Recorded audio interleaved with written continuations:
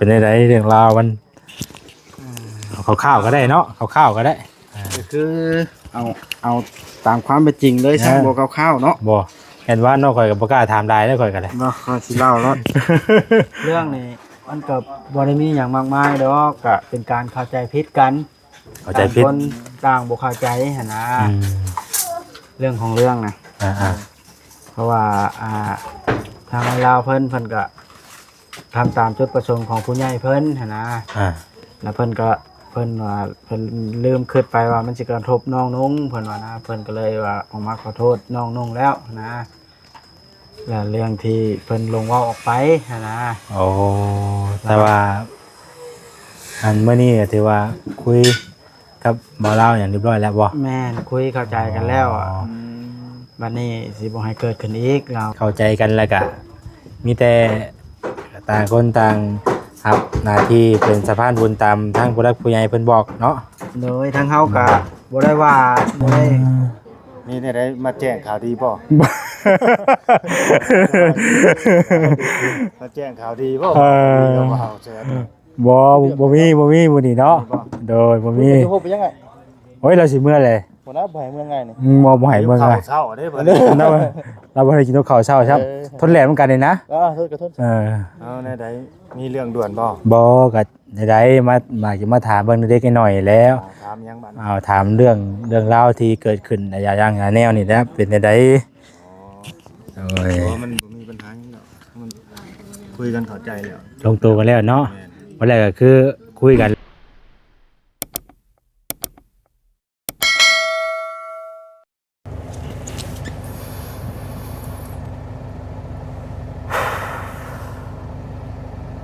ถอนหายใจก่อนพี่น้องเว้ยเนาะ เนาะเอามื้อนี้พี่น้องเว้ยเดินทางเข้ามาบ้านน้องตุ๊กบ้านนั้นน้องแต่น้องโอประตูแก้วคือเก่าพี่น้องเว้ยเนาะสำบายดีเด้อสำบายดีพ่อแม่พี่น้องเบิดสุขสู่คนพี่น้องเว้ยพอๆกับ2 บ่าวแสนคือเก่าเนาะพอๆกันมื้อนี้พี่น้องเว้ยช่วงบรรยากาศตอน 11 โมงเนาะว่าเช้ากับบ่แม่นเช้าได้พี่น้องเว้ยสวยแหละมันสิเพลนน่ะเนาะ พี่น้องเอ้ยเนาะมื้อนี้ก็เข้ามาทางบ้านเพิ่นพี่แหละพี่น้องเอ้ยก็มีหลายเรื่องหลายราวที่เกิดขึ้นพี่น้องเอ้ยเรื่องเฮือนเรื่องซ่านดินดอนตอนหญ้าบ้านน้องโอพี่น้องเอ้ยเนาะอันนี้เป็นเรื่องระหว่างผู้ใหญ่พี่น้องเอ้ยเนาะกับผู้ใหญ่นี่แหละพี่น้องก็ขออนุญาตนำเนาะขอโทษขออภัยหลายพี่น้องเอ้ยก็ได้ทางก็คือสิฮู้เลยแหละเนาะที่ว่าคือสิเห็นในคลิปของบอสบ่หยังนั่นแหละพี่น้องเอ้ยมาบอสบ่เวียงเนาะเรื่องราวที่มันเกิดขึ้นตอนแรกก็ว่าสิมาจ่อน้ำนั่นแหละพี่น้องเอ้ยเนาะพอดีว่ามันมีปัญหาเรื่องนี้ก่อนก็ได้โจซะก่อนพี่น้องเอ้ยเนาะเพิ่นเคลียร์กันอย่างเรียบร้อยแล้วก็จังว่ากันไหมว่าสิจอบเมื่อใดก็จังว่าจะสิแจ้งบอกเนาะเป็นจังไดก็สิแจ้งบอกเพิ่มเติมอีกเลยพี่น้องเด้อเนาะไปซะพี่น้องไปฟังเบิ่งเรื่องราวของทางเพิ่นก่อนเนาะไปถามไปไทยเพิ่นก่อนเพิ่นคุยกันแล้วหรือบ่คุยกันตกลงกันหรือบ่หรือว่าใดๆเนาะคุยกันเรียบร้อยดีกว่าว่าจังใดพี่น้องเรื่องราวแบบนี้ก็บ่อยากให้มันเกิดขึ้นได้พี่น้องเนาะเรื่องมีปัญหาดราม่าแนวนั้นแนวนี้เนาะหลายสิ่งหลายอย่างหลายแนวเฮาก็บ่อยากให้มันเกิดขึ้นได้พี่น้องแต่ว่ามันก็จะคิดว่าได้เนาะมันก็เกิดขึ้นแล้วก็เดี๋ยวมาถามมาไทยเพิ่นเบิ่งว่าเป็นจังไดพี่น้องเนาะเพราะว่าคือที่บ่แทนออกมาเว้านี่ก็กับทางบ่แทนก็มีอีกส่วนหนึ่งเนาะที่ว่าได้สมทบเรื่องดินดอนต้นหญ้าแล้วก็กับนี่แหละเรื่องที่เจ้าน้ำเจ้าในนี่แหละพี่น้องเนาะกับบ่ได้มีเป็นบางส่วนเช่นนะพี่น้องเนาะกับบ่ได้แบบว่ามีหลายคือเพิ่นคือผู้ใหญ่ที่ว่าเพิ่นเฮ็ด เรื่องในชาติเนาะก็มีเป็นบางส่วนสมทบใช้เล็กๆน้อยๆนะพี่น้องเอ้ยเนาะพอได้ให้เพิ่นซอยๆกันไปสินะเนาะกับผู้ใหญ่ทางบ่อแซนนะพี่น้องเอ้ย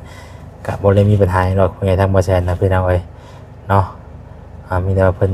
ฝากเงินมาให้เฮ็ดตามจุดประสงค์เพิ่นบอกแล้วก็เรียกไปเนาะก็บ่ได้มีปัญหาหยังเฮาก็มาจัดแจงชี้โจชี้ทางมื้อใดก็ติดตามว่าซั่นจ้ะเนาะไปใช้เดียวบ่แซ่นลงไปทางไปไทยเพิ่นก่อนติดตามเพิ่นนํกันได้พี่น้องเด้อเนาะถ้าว่ามื้อนี้เนาะผิดพลาดในใดก็กราบขอโทษขออภัยพ่อแม่พี่น้องหลายๆเนาะถ้าว่าคำบอกคำจาใดบ่สมมาประควรเนาะผิดพลาดในใดก็ขอโทษขออภัยนำหลายๆจังได๋ก็เข้ามาเบิ่งมาชมก็อย่าลืมกดติดตามกดไลค์กดแชร์เป็นกำลังใจให้แน่พี่น้องเนาะสิ่งที่ขาดบ่ได้คือผมโฆษณาให้แน่เด้อพี่น้องเด้อเนาะไปพี่น้องเอ้ยพี่น้องเอ้ยเนาะตอนนี้ก็มาฮอดมาถึงเรือนซานของเพิ่นแล้วเนาะน้องตุ้มน้องแตนแหละพี่น้องเอ้ยบรรยากาศก็ฮ้อนเนาะมื้อนี้เนาะคิดแล้วบ่ได้ โอ้ยสบายดีบ่บอดเนาะ ดีเด้อบ่แซน โอ้ยฮ้อนเนาะ ฮ้อนเบิ่งไปนั่งข้างเฮือนน้องแต่กัน เอาเด้ มันนั่น ฮ้อนบ่ แม่ไปนั่งอยู่พุ่นกัน อ๋อ เอามาทีนี้ก็ถ่ายคลิปกันเพราะเด้อเนาะสบายดี สบายดี เด้นั่งอยู่น้องแต่บ่แม่มาเบิ่งที่นี่กันไปไป อ๋อน้องตุ๊กถือยังน่ะโอ้ระวังได้บ่ว่าถือกระบองเราเด้อ๋อ โอ้ยดูสาวแท้เดี๋ยวเครื่องเป็นเด้ เนาะ คือกระโปรงเด้ ธรรมดาได้น้องตุ๊กนี่พี่น้องเอ้ย เห็นไหมนี่เว้นเชื่อหยังมากินเลยค่อย สบายดีว่าไงแล้วล่ะบ่เรียบร้อยแล้วเรียบร้อยไปแล้ว มา เนาะ สองคนบ่มาเนี่ยมาสองคนก่อนเอ้าที่ข้องกันเริ่มเขินแล้วมีหยังเลย อ๋อ เอา ห่วยมีแหละมีอะไรถามได้ เริ่มเขินเลยเนาะนี่ สิเขินจังได๋เนาะเออเป็นไรเมื่อคืนนี่ขึ้นเลือดพลึกแท้ โอ้เรื่อง ไปเบิ่งคลิปเจ้าว่าอะไรว่าแต่ลังว่าสิให้สร้างมาเจ้าหน้ามาแบบนี้มันก็ต้องโจ้ก่อนได้สิแบบนี้วะ มันก็บ่ได้มีหยังดอก เป็นไดเรื่องราวมันข้าวๆก็ได้เนาะข้าวๆก็ได้ ก็คือเอาตามความเป็นจริงเลยช่างบ่คร่าวๆเนาะ บ่เห็นว่าน้องข่อยก็บ่กล้าถามได้ข่อยก็ได้ เนาะก็สิเล่าแล้ว เรื่องนี้มันก็บ่ได้มีหยังมากมายดอกก็เป็นการเข้าใจผิดกัน เข้าใจผิด ต่างคนต่างบ่เข้าใจหั่นนะเรื่องของเรื่องนะ เพราะว่าทางลาวเพิ่นก็ทำตามจุดประสงค์ของผู้ใหญ่เพิ่นหั่นนะแล้วเพิ่นว่าเพิ่นลืมคิดไปว่ามันสิกระทบน้องนุ่งเพิ่นว่านะเพิ่นก็เลยว่าออกมาขอโทษน้องนุ่งแล้วนะแล้วเรื่องที่เพิ่นลงเว้าออกไปหั่นนะ โอ้แต่ว่า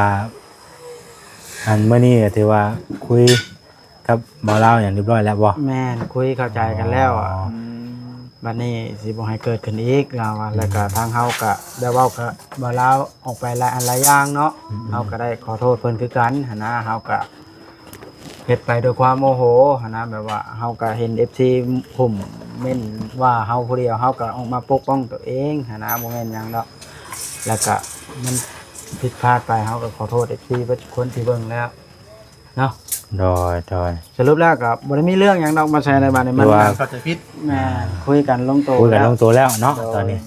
ก็ถือ ป ว่าก ติเนาะ โดยก็ถือว่าแบบว่าหักแพงกันคือเก่ามีหยังก็เว้ากันคุยกันคือเก่า โดย แสดงว่าเบิ่งคลิปคอยบ่ได้เมื่อคืนนี่ เกือบโอแตกเนาะเกือบโอแตก เบิ่งคลิปแบบ โอ้ บ่ เนาะ ไปรับ เอา โอ้ เลย ย ทั้งผมแม่น FC กันในลีกันเนาะ โอ้ เนาะ คลิปบ่หยอก เกือบโอแตกไปหน่อยเนาะโอ้ยเนาะจังหวะคือเป็นอย่างนี้เนาะนี่วะ เบิ่งคลิปแล้วบ่ได้ตนค่อยในบ่เลยนี่ ค่อยเบิ่งก่อน เอ้า บัดได้บัดเตะเดี๋ยวว่าขี้เตะ คิว บอกว่าไว้เลยว่าจะเกือบโอแตกว่ะนั่นแหละว่าเกือบได้เนาะถ้าพูดกับพวกตัวโอแตกได้เนาะ คันแบบว่าชุมเฮาบ่ คุยกันบ่จะใช้กันในอีกอย่างเฮ็ดให้ผู้ใหญ่ทางนอกก็สิบ่เข้าใจกันอีกเนาะ แม่นมันก็มีหลายอย่างได้พี่น้องเอ้ยเนาะดีแล้วเนาะคุยกันเข้าใจกันแล้วก็มีแต่ต่างคนต่างครับหน้าที่เป็นสะพานบุญตามทางผู้รักผู้ใหญ่เพิ่นบอกเนาะโดยทางเฮาก็บ่ได้ว่าบ่ได้โกรธบ่ได้ว่าเบาลาวดอกเพราะว่าเราก็ทำตามผู้ใหญ่เพิ่นหั้นนะ ต่างคนต่างทำตามผู้ใหญ่ แม่นก็เลยลง ต่างคนต่างทำตามจุดประสงค์ผู้ใหญ่เนาะ เลยเกิดให้เป็นเรื่องเป็นราวย้อนเนาะเพิ่นก็บ่แม่นนะตกใจเติบได้เมื่อคืนเนี่ยแบบว่าบ่สบายใจก็เลยออกมาเว้าหลายแนวนะมันก็เลยเฮ็ดให้เรื่องมันใหญ่ขึ้นอีก เลยมานี่เฮาละนัดกันมาคุยกันกับไอ้ลาวเพิ่น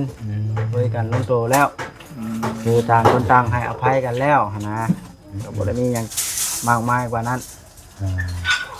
เฮ็ดแล้วเนาะ แม่นต่างคนก็ต่างมาถ่ายได้ปกติแบบว่าบ่ได้มีไผห่วงห้ามหยังนะบัดนี้เนาะ ต่างคนต่างทายเนาะ ทางไอ้ลาวเพิ่นก็สิไปคุยกับผู้ใหญ่เพิ่นให้เข้าใจนะเพราะว่าบ่แม่นหยังเราต่างคนต่างก็มีคนหักคนแพงเนาะคือเฮานี่ถึงผู้ใหญ่ทางนั้นที่บ่แพงเฮาก็มีผู้ใหญ่ที่ยังแพงเฮานะเพิ่นก็บ่อยากพอใจปานใดนะ โดย เพราะว่าเอาง่ายๆซะคนเฮามันมีคนหักแล้วก็คนชังเนาะมันมาคู่กันอยู่แล้วแม่นบ่คือน้องตุ๊กนี่ยังเริ่มเฮ็ดฉาว เฮ็ดเช้าขึ้นบัดนี้เนาะป้า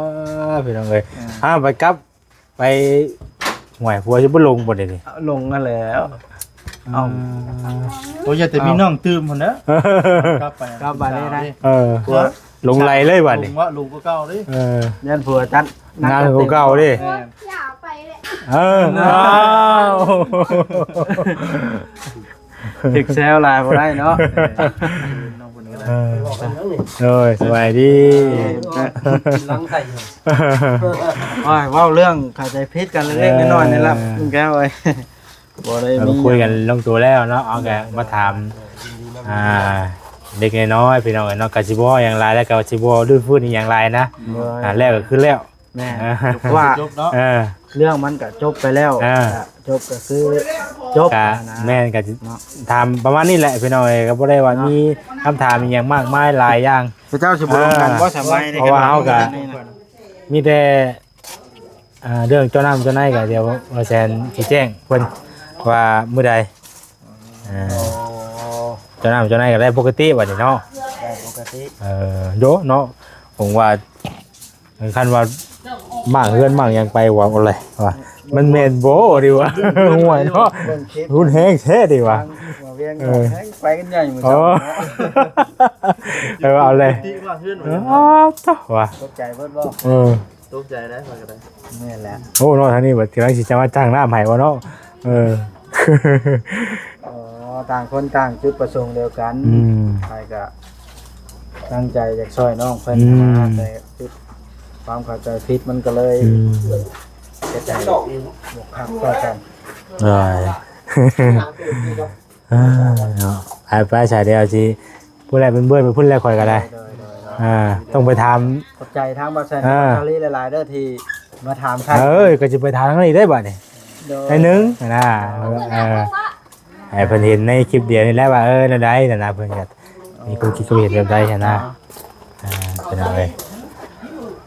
คุณทุกคนบ่ ดีใจแล้วบาแซนกับบาซาเรียนคอยดีใจแห้งแล้ว ดีใจบ่ ที่คุยกันลงโตมันก็ ตอนแรกก็นอนบ่หลับพุ่นได้เนาะ โอ้ยแต่คุณตายังดำเว้าลีได้คอยลูกน้ำเบิ่งคอมเมนต์ที่คอยลงคลิปเป็นอยากแจ้งพุ่นน่ะเพราะว่าเฮาก็บ่ฮู้ บ่เคยนอนเลิกเนาะ บ่เคยนอนเลยเนี่ยโอ้โหเฮ็ดพื้นคิดหรือเฮ็ดถึงเนาะเฮาก็เฮ็ดตามความรู้สึกเราในตอนอารมณ์ชั่ววูบ แม่นบ่คันสิว่าไปแล้วก็มันกันถึกไปมันก็คือว่าแหละมันก็ แม่นล่ะ มันก็มีคำว่าเองนะว่า บ่ บ่ เทิดภัยมันก็บ่ฮู้สึกเนาะ แม่มันก็คำว่าตอนนั้นมันก็มี ภาพ FC บาแซนกับ FC บาสลีหรือว่าบ่เด้อเนาะอันนี้ก็ได้ก็แปลว่าตามความรู้สึกนะ จะเป็นเอาไว้ แต่ว่าก็ย่าเงาแล้วล่ะ อย่าเงาแล้วบ่ ย่าแล้ววิทย์ไปแล้วเว้าหัวได้บัดนี้ ตีปีกตึ้มๆบัดนี้เนาะ บ่ว่า คือว่าบ่ได้หัวอยู่เด้อ แม่บอกเห็นแล้วจนตกใจเราบ่ได้ ไปแล้ว ยังบ่ไปซื้อชิ้นหมูมาลาบอยู่ อันนี้ข่อยสิกินน้ำนี่นะข่อยหิวข้าวเอาโทษๆเนาะ ขี่รถใหญ่อยู่ได้นะ เอาแล้ว เอาไปถ้วยอีกแล้ว อ่ะ เนี่ยข้างหลังนะ เอาเลย ไปคิดว่าใหญ่ไป เอาไปบ้านเฮ็ดเป็นประธานผู้นะมีคนทำรถแห่นะคือบอสลีนั่น ยอมเขายอม คือคนทำรถแห่นั่นน่ะแม่นบ่บอสลี เห็นว่ามันนะเขายอม คอยเนี่ยประธานผู้ อ่า แสดงว่าเบาแทนนี่เป็นมือขวานั่นเด้ เป็นลูกน้องแล้วข่อย ลูกน้องว่าไงครับ แล้ว นั่นเลย บริการว่านี่ บริ บริการคือว่าจะใส่เป็นตาดำเนาะ บริการ มีนะว่าเป็นตาดำนี่ กลายเป็นทำรถด้วย คอยว่าสิมาเฮ็ดใส่แว่นตาดำพกปิดคอนเสาได้มื้อนี้นะเฮ็ดแบบนี้นะ บึ้ยถ้าใช่ที่กับไปบางคนละคนรถเนาะเนาะแต่ที่บอกเยอะแต่ที่บอกเยอะ มันยังนะมัน คือกันบ่ติเป็นตารางเพื่อนบ่ ออกไปตัวนี้มันแว่นแจ้งอันนี้ เอาใส่เบิ่งก่อนแจ้งกะ ขานุ่มนวลได้ของแท้ได้สิ เอาอีกแหละ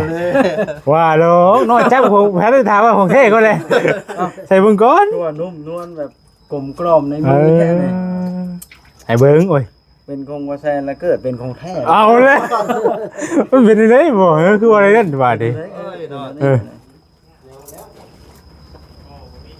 โอ้เลยคือเลยเนาะคนละคนเลย ข่อยพ่ออยากสแกปฮู้ไว้อีกว่ขึ้นหน้าจอ Facebook เลยนี่ บ่คือข่อยใส่แว่น เอาเลย ต้องแว่นข่อยอ่ะ บ่คือบ่ บ่คือ เอาแล้ว ของเพิ่นของเราต้องสิอยู่ก่อนนิดนึงเนาะ แม่น ข่อยราคาถูกข่อย บ่ว่าดอกคือนุ่มนวลได้ซะ ฮะเอาราคาถูกของราคาถูกอยู่หากมันเป็นของดีเด้ โอ้ของนอกเพิ่นเอามาฮะ บ่ของไทย คนน้อยอาบน้ำเนาะ เออ อันใดก็ขอบใจหลายๆ โดย ที่ให้กันเด้อเป็นพวกกัน ผู้แรกก็จะไปอีกคลิปหนึงผู้แรกข่อยว่าเบิ่งคักแล้วเวลามันยาวเลย ยาวเติบละ ยาวเติบแล้วคลิปตามต่อไปเด้อพี่น้องเด้อจะหาเบอร์น้ำนี่แต่ถ่าขอบใจเนาะดีใจน้ำเด้อว่าเด้อดีได้พี่น้องมาคุยกันลงตัวแล้วบ่มีปัญหาอย่างนี้เนาะ ถามไปลิ หืม สิถามไปลิ หืม ตกใจน้ำกันอยู่บ่เนี่ย เนาะตกใหญ่เนาะตกใจอยู่ มันก็ เอ้า อยากให้เรื่องเกิดแบบนี้ ก็คือว่าสิจบคือสิบ่จบไว้แล้วว่านะสิไปถามไผน่ะ เอาถามมาแล้วแล้วนึง โอ้ไป ไปเราสิมื้อเลยเด้อฮะมาพี่น้องเอ้ยเราสิกลับแล้วบ่นี่พี่น้องเอ้ยว่าสิต่ออีกคลิปนึงอยู่ว่าสิต่ออีกคลิปนึงเห็นมาแน่บ่เห็นบ่เล่าสิมื้อปะกันนะบัดนี้สิมื้อแล้วบ่น่ะมากินข้าวแล้วพี่น้องเอ้ยเนาะสบายดีเด้อ มาแต่เช้า อันนี้กินข้าวเช้าเลยตอนนี้ นี่เนี่ยได้มาแจ้งข่าวดีป่ะมาแจ้งข่าวดีป่ะเรามาเอาเชิญ บ่มีมื้อนี้เนาะโดยบ่มี จะพูดไปยังไง โอ้ยเราสิมื้อเลย หัวหน้าบ่ายเมื่อไงนี่ บ่ให้เบิ่ง ข่า อ่ะ วเช้าได้บ่ เราบ่ได้กินข้าวเช้าครับทนแหลมเหมือนกันนี่นะ โทษกระทษ เอาในใดมีเรื่องด่วนป่ะ บ่ก็ได้มาจะมาถามเบิ่งเด็กน้อยแล้ว ถามยังบ้าน ถามเรื่องราวที่เกิดขึ้นอย่างแนวนี่นะเป็นจังได๋โอ้ย มันมีปัญหาอย่างเนาะมันคุยกันเข้าใจแล้ว ลงตัวกันแล้วเนาะวันแรกก็คือคุยกันลงตัวกันเรียบร้อยแล้วบ่มีปัญหาหยังได้ตอนนี้เนาะคือปกติ ปกติก็ช่วยเหลือกันได้คือเก่าปกติแพ้กันคือเก่าแหละ โดยเฮาได้ยินนั่นก็ดีใจเนาะพี่น้องเอ้ย เอาสิมันบ่ได้มีหยังใด เข้าใจผิดกันเนาะ เข้าใจผิดกันซื่อ เข้าใจผิดเนาะเพราะว่าเฮาก็เห็นในคลิปหลายอย่างในแนวมันก็ก็ได้ว่าอยาก สบายใจบ่ แม่นน่ะนะก็ว่าถามไทยเบิ่งทั้งสองฝ่ายว่าซั่นจ้ะเนาะเป็นจัง ส ได๋ บายใจทำเนาะ เอาเนาะ มันฮ้อนบุบบ้า ฮ้อนบ่บ้าแล้วกินข้าวบ่แซ่บได้ นอนก็บ่หลับแล้วเจ้า ยังแล้ว เออ เด้อ แต่ว่า กันคือเก่าสายเลียกันคือเก่าแหละ มีหยังก็ซอยกันไปคือเก่าเนาะมันก็ผิดพลาดกัน ผิด ได้ พลาดเนาะมีความผิดพลาดบ่ว่ากันไปจังไดไปกันแต่เรื่องของเรื่องก็คือเขาใจผิดกันนั่นแหละ โดยมีแต่ว่าเฮาได้เว้าได้คุยกันลงโตวแล้วก็โอเคเฮาก็คือว่าใช่ว่าก็บ่ได้ถามหยังหลายแค่อยากฮู้ว่าคุยกันได้เรียบร้อยจบแล้วก็จบเนาะก็บ่ได้สิบ่ได้ลื้อฟื้นอีหยังนะ แม่นบ่ได้มีหยังแบบนี้ บ่มีหยังเดือดบ่มีหยังรวนอีกเนาะบ่มีเรือนอะไรก็บ่มีรวนอีกมีด่วน บ่มีเรือนบ่มีรวนโอ้ยว่าจะบ่ถึงเลยโอ้ย กับเดือด บ่มีด่วนบ่มีเดือดแท้เอาพี่น้อยก็นั่นน่ะเนาะโอ้ยพี่น้อยก็เมื่อคืนนี่ก็พากันเพิ่นเอารถไถอะไรหยังมาดุดดินเนาะ แม่น ตอนแรกว่าแทนก็ว่าสิโทษถามสร้างทำอย่างมื้อนี้แหละว่าจ่อน้ำตัวอย่างที่นะก็พอดีว่าเห็นตัวนี้เห็นเรื่องราวตัวนี้ก่อนน่ะก็เลยว่าเอ้าให้ก็โจ้ก่อนว่านะก็เลยผู้ใดมือใหม่ ได้ฮู้ว่ามื้อนี้ก็เฮาก็ลูกใจนะ เลยว่าเพิ่นโอเคกันทุกอย่างแล้วเฮาก็จังสิ บ่มีหยัง ผู้ใดมื้อหน้ามื้อในพุ่นแหละวันนี้อาจจะเป็นประมาณมื้อวันจันทร์แม่นคั่นว่ายังเพิ่นยังเจาะสิซอยก็ได้ปกติได้ปกติเนาะคันว่าบ่ซอยก็สุดแล้วแต่เพิ่น หากบ่มีปัญหาหรอกผู้ใหญ่เพราะอันทางแม่เพิ่นน่ะเพราะเพิ่นที่ผ่านมาก็เพิ่นก็นั่นอยู่แล้วบ่มีปัญหาดอกแต่ว่าเพิ่นให้ก็คือให้ไปเลยบ่ได้นะบ่เป็นหยัง สิน้อยสิใหญ่ว่าซั่น แม่นเพิ่นให้ไปแล้วก็แล้วไปบ่ได้มีความคิดว่าสินั่นนี่นะบ่เคยมีพี่น้องเนาะให้เพิ่นให้แล้วก็แล้วเลยมีแต่ว่ารอมื้อวันจันทร์เนาะวันจันทร์บ่ได้มีเวียกมีหยังว่าช่วงวันนี้บ่วันจันทร์ก็ลูกก็บ่ได้เข้าโรงเรียนอีกก็หยุดเด้ พักบ่แสดงว่าพักน้ำหลังอันนู้นเนาะอันนู้นแบบวันจันทร์นี่บ่ลงว่ะนี่ว่าหยุดก่อนเด้ได้อาทิตย์นึงเด้เอาโอเคขอบใจหลายบ่แล้วเนาะยืมกันไว้มันฮ้อนแลดได้นี่เนาะสบายดีกันโดยเอาโตก็เด้อโดยเข้ายังกันจังสิช่วงตอนแรงๆพอกันอีกเนาะแม่นช่วงบ่ายเนาะโดยโอเคแล้วล่ะพี่น้องเอ้ยก็บ่มีหยังแล้วบัดนี้มีแต่ว่าปกติเนาะทุกสิ่งทุกอย่างสบายใจพี่น้องเอ้ยตอนนี้เพิ่นก็มุงสังกะสีได้พี่น้องเอ้ย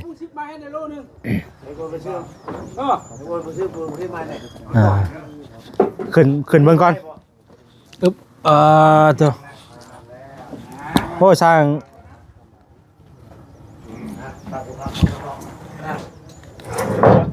เดี๋ยวขึ้นเบิ่งก่อนเด้อพี่น้องเอ้ย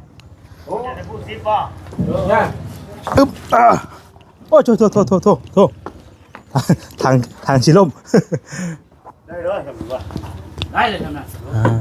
ได้เลยเอาชุดเลยพี่ปฏิโมกก็ได้ตักโมกปฏิอันนี้ก่อนนะเอาแป้นขึ้นมาเรียบร้อยเลยพี่น้องเอ้ยเนาะอึ๊บโถเชี่ยวเฮ้ยเฮ้ยบ่เวียงฮะกลับเลยเอาเลยกลับไว้เท่นี่